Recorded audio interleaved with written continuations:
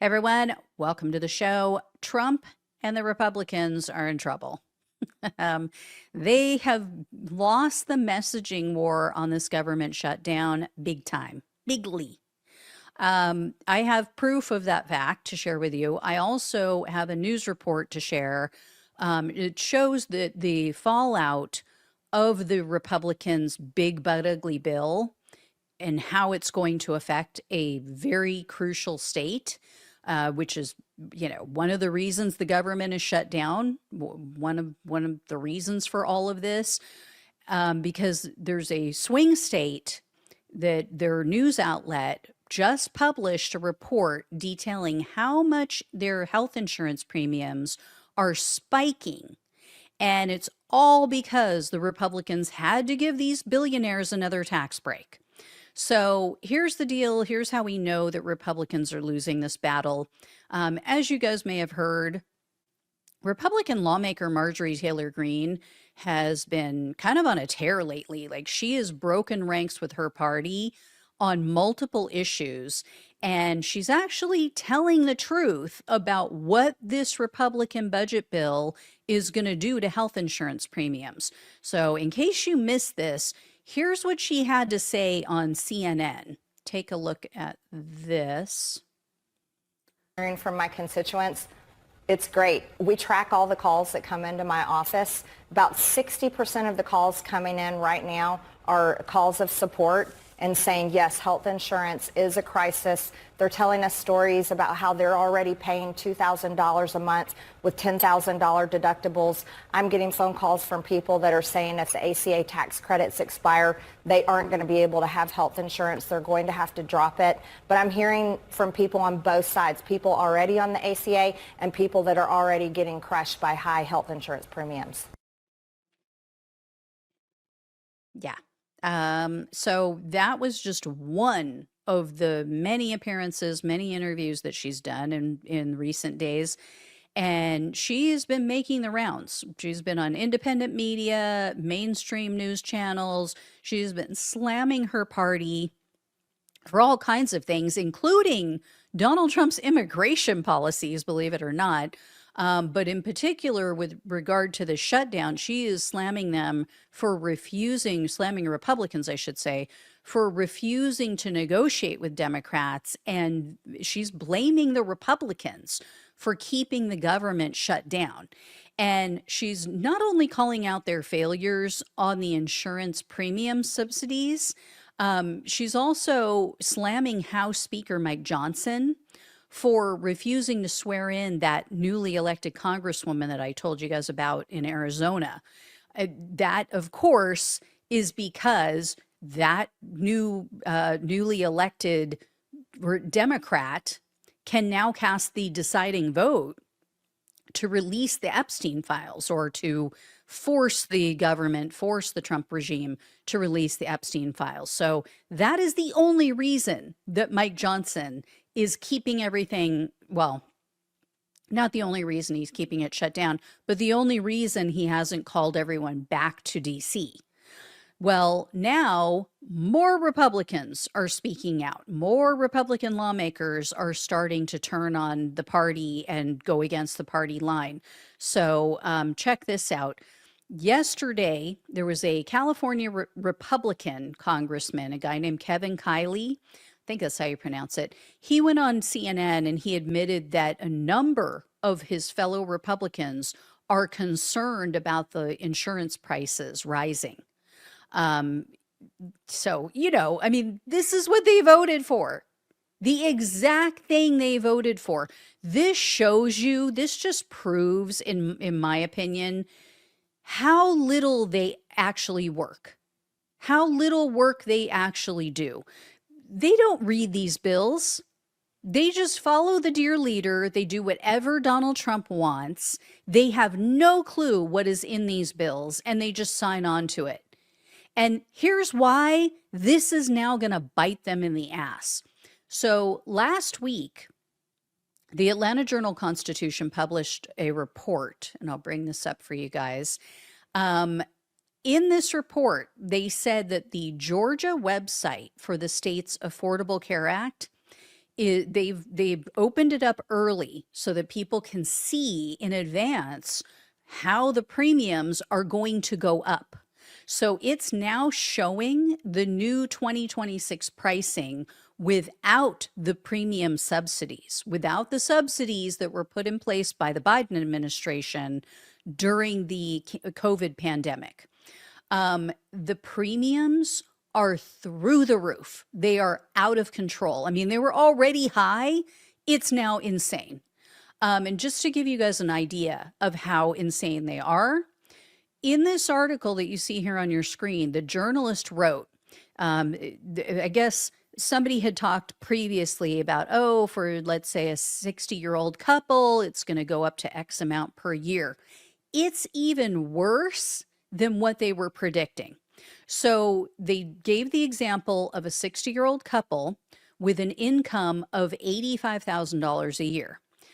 The lowest premium for a silver plan, which is like the lowest normal plan you can get, right? Like there's only one below that, a bronze plan, but it doesn't give you much coverage. So to get just a basic level silver plan, the premium for that couple would be $2,600 a month. It would be as much or even maybe more than most people's mortgage payment. That is absurd. And the most comprehensive policies, like if you want to go to the, top tier, I think they're what I don't know if they're gold or platinum plans, $4,800 a month. So think about this, even at the bottom of the barrel, even $2,600 a month. Let's say you are that 60-year-old couple, you're making $85,000 a year. That's before taxes, okay? So about $7,000 a month before taxes. Do the math. After taxes, you're probably taking home $4,000. So this theoretical couple would have $1,400 left over to live off of. Are you insane? Like $1,400 to cover your mortgage or rent, groceries, auto insurance, life insurance, gasoline, utilities, like any medications you might need, doctor's visits, everything, $1,400 a month. And the journalist said the low end plan, the $2,400 a month plan, still comes with a $10,000 yearly deductible. So this couple would have to use some of that $1,400 a month that they have left over to cover deductibles and copays if they actually want to use the insurance that is killing them. And this isn't just like, oh, it's only going to hit middle and higher income people. Even people with low income are going to get absolutely destroyed by this. And a lot of them are just going to have to give up their plans. So case in point, the journalist who wrote this article, they spoke with a self-employed person. She's a Georgia resident named Amy Bilowski, I think is how you pronounce it. She is in a really tough situation and is 100% because of the Republicans. So Bilowski said she owns an entertainment company. So she's had this company for more than 30 years. They do things like they'll send out people to do like face painting. They'll rent out bouncy houses. They have like magic shows for parties, different events. Because of Trump's economic failures, Bilowski's business is completely tanking. So even without these increases in the, in taking away the subsidies and the increases in the insurance policies, even without that, she was already going to be in a bind and maybe not be able to afford to re-up her insurance for this next year. Bilowski told the reporter she went uninsured for many years. She was finally able to get insurance in 2021. because of these enhanced subsidies that the Biden administration put in place.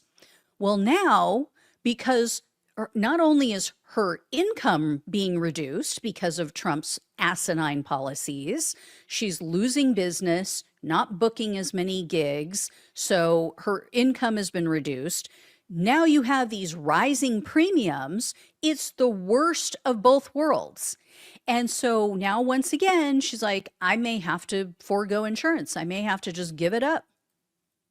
She told them, this is like to add insult to injury, her income has now dropped to a point where she may not even qualify for her Medicaid program in her state. Or I should take that back, not because of the income, because she would be eligible income-wise, but because her work hours have now fallen below what the Republicans require, which is 80 hours a month, she may not be eligible. So again, thanks to Trump, thanks to his incompetence, her income is down. She now would qualify for Medicaid, which is for low-income recipients to get state-funded health insurance.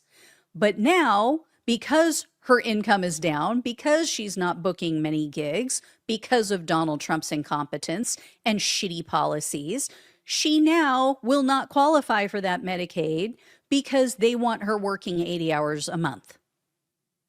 So now she's going to have to take on a second job just to qualify for Medicaid, just to qualify for free health care. And because his Republican minions refuse to act as a check and balance on his power, this woman is getting screwed. And she told the news outlet, I'm stressed out every freaking day. So, this is why, according to the Kaiser Family Foundation, they did a poll, and a majority of Americans want these enhanced subsidies to be re-upped. They want the Republicans to extend them, including a majority of Republicans. So check out this chart. Again, this is from the Kaiser Family Foundation. I think that's what it is, KFF. As you guys can see, 92% of Democrats, 82% of independents, and even 59% of Republicans want these subsidies to be extended. Even, as you can see there, 57% of the respondents who consider themselves to be MAGA Republicans said, yes, I agree with this. I want to extend these subsidies. Trump's own pollster, it's a guy named Tony Fabrizio, he had similar numbers. He did his own polling, came back with almost identical numbers. So it's not like, oh, well, KFF is, it's just a radical liberals on the left and that's why, and blah, blah, blah. No, even Donald Trump's own pollster said, yes, the Republicans even want this. In July, this is like almost too good to be true, but in July, Fabrizio wrote up a memo, him and his colleagues wrote up a memo warning the Republicans that Democrats currently have the upper hand in the midterms because of the Republicans' refusal to extend these subsidies. So here is just a portion of what he sent to them. And what he wrote in part was, quote, while the 2024 outcome for these, now I should preface this with, this memo is in regard to the midterms, and it's also in regard to very competitive congressional districts. So districts where maybe Donald Trump won, but then down ballot they voted for Democrats, or where it was very close and very tight. So that's what he's specifically talking about. And what he wrote here was, quote, while the 2024 outcome for these districts was even, the generic Republican is down 3 points among all registered voters. Among those most motivated to vote, an early indication of vote likelihood in the midterms, the Republican is down 7 points. if the Republican candidate lets the premium tax credit expire, which is these insurance premiums we're talking about, the Republican trails the Democrat by 15 points. So understand what he's saying there. If Republicans do nothing and you have a Republican who refused to extend these tax credits or premium credits against a Democrat, so you have a Republican who is saying, no, I'm not going to extend these insurance premium subsidies, versus a Democrat who's saying, yes, I want them extended, they lose by 15 points. But then he goes on to say, Republicans can position themselves ahead of Democrats in these districts by extending the premium tax credit and using the individual market as a landing spot for working age adults on Medicaid. The Republican candidate that supports that policy would lead the Democrat on the generic ballot by 6 points overall, and among those most motivated to vote by 4 points, completely changing the political dynamic to the Republicans' favor. So Trump and his minions may be acting tough. They may be acting all cocky in public. Oh, we've got this in the bag. This is all on the Democrats. They're the losers. They're the ones that are holding this up. They're the ones shutting down the government. But they know behind the scenes, they know this is bad for them. In fact, the Wall Street Journal had just reported that White House advisors are secretly panicking about this whole issue. So again, I have to ask, why are Democrats trying to save Republicans from themselves? You see it there in Donald Trump's pollster's own reporting. His own analysis says, if Republicans do nothing about this and premiums skyrocket, Democrats win by 15 points in competitive districts. If Republicans actually step up and fix it, it gives them an advantage and then they win. So yes, I get Democrats care about average Americans. They don't want to see people sick. They don't want to see people dying. They want to help.